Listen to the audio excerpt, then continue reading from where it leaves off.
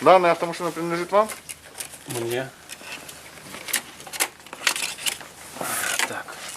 Вот пломбы от Америкен Агро по номерам 08, 09, 010.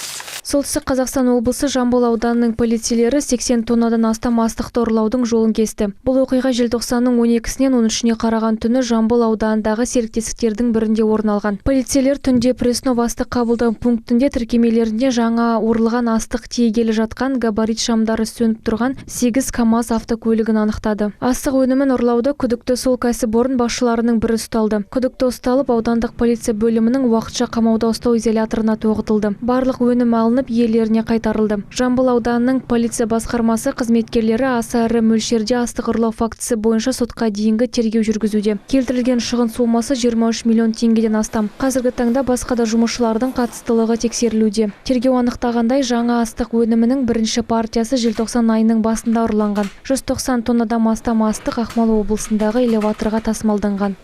Тергеу әрекеттері барысында ұрланған өнімді сату анықталды.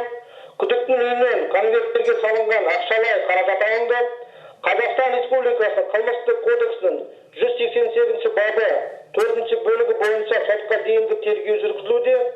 Тіркелген КАМАЗ автокөліктері мен құжаттамада тексерілуде. Аталған қылмысты тергеу барысында Солтүстік Қазақстан облысы полиция департаменті бастығы мен облыстық прокуратураның бақылауында. Алина Сабырқызы полиция департаменті баспасөз қызметінің көмегімен әзірленді.